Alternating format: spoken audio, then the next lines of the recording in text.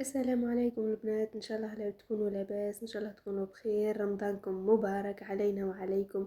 اهله الله علينا باليمن والبركات. بسم الله على بركة الله. بديتكم اليوم بروتيني اليوم لأول يوم في رمضان.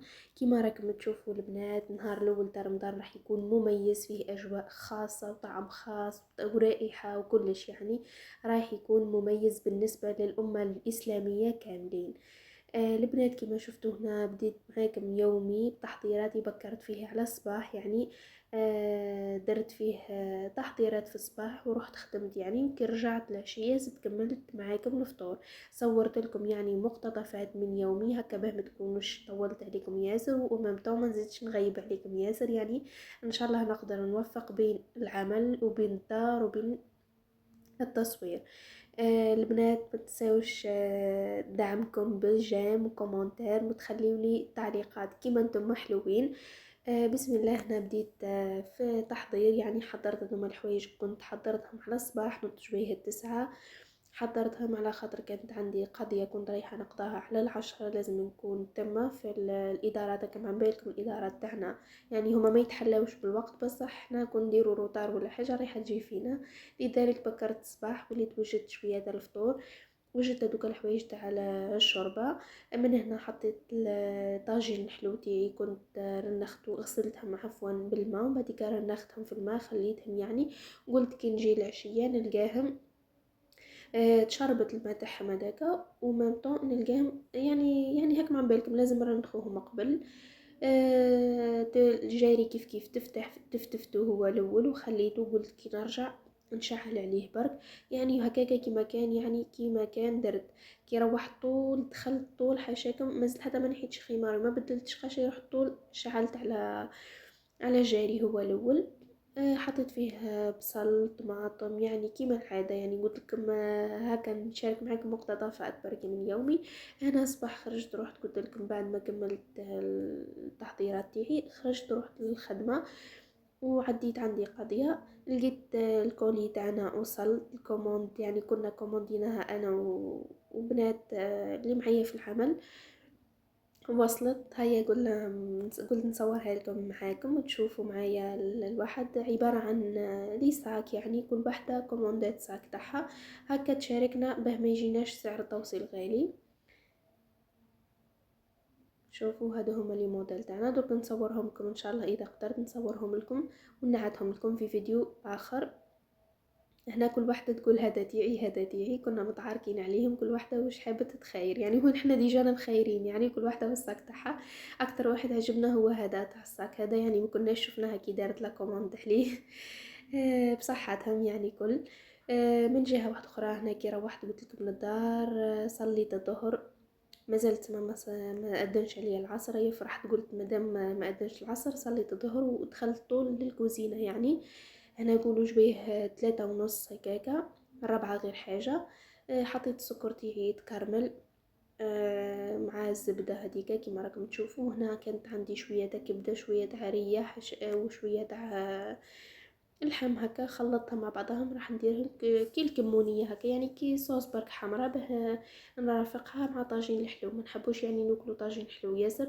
طاجين حلو حنا كنت تضحكوا علينا البنات نسحروا بيه، كي انا كي زوجتي يعني لقيت زوجتي يسحر بيه تبعته وانا نفسي وليت ناكلو في السحور، يعني في الفطور نذوقوا منه برك حاجه قليله مش ياسر.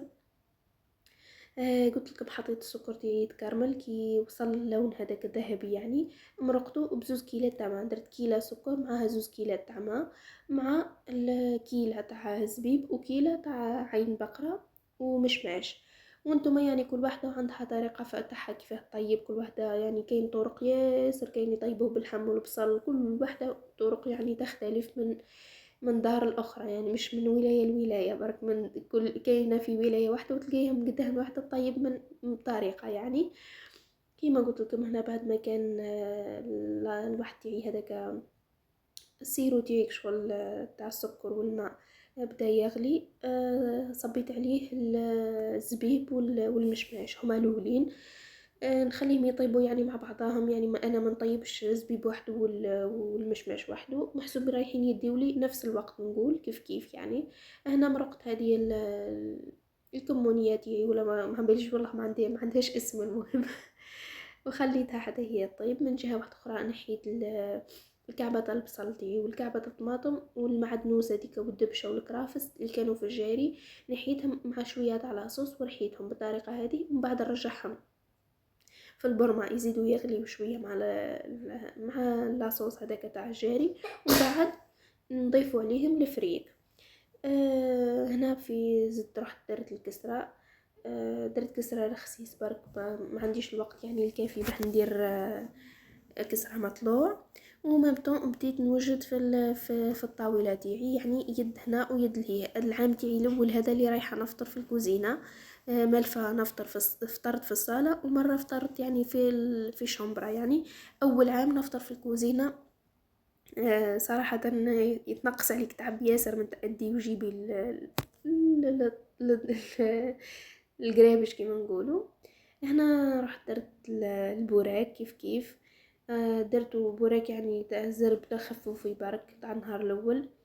من جهة واحدة أخرى قرصت الكسرة تاعي وبديت نطيب فيها، وجدت سلطة يعني يد هنا ويد لهيه. هنا شوية الوقت بدا يروح عليا، وبديت نخاف لا يروح عليا الحال. يعني راكم تعرفوا نهار الاول مستحيل، يعني كاين ناس ياسر يروح عليهم الحال تكوني ما عمبالكش بالوقت. يكون الانسان ما عمبالوش بالوقت، يكون زعما راح طيبي كلش جديد، وغدوه ان شاء الله كي اليوم الثاني هو اللي راح يكون خفيف وما يكونش فيه تعب ياسر. يعني هذه بالنسبه للجزائريات كل كيما هك. يعني البوريك تاعي حطيته في الاير فراير، قليته كيما شفتوا يعني تحمر الجهه الاولى، زدت قلبته على جهه تانية ورشيت عليه شويه تاع زيت ودرته وخليته يطيب.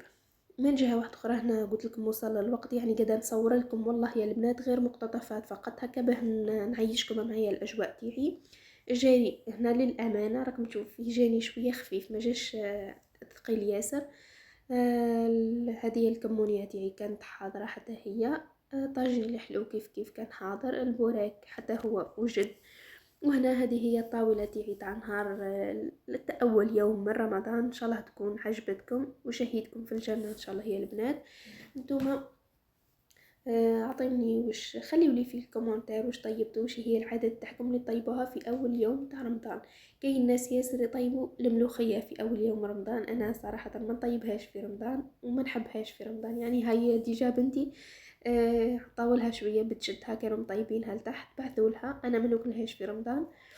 انا بعد ما كنت كملت وفرزت شويه الكوزينه، خليت جاري والمرقه حلوه باه نطيبهم. هنا غسلت القرابش شوفوا لي بعد ما كملتها. يعني قلت لكم والله في كي تفطروا في الكوزينه رايحه تنقص عليكم التعب ياسر. وهنا نقول لكم البنات وصلنا الى نهايه الفيديو، نتلاقاو في فيديو قادم، مع السلامه.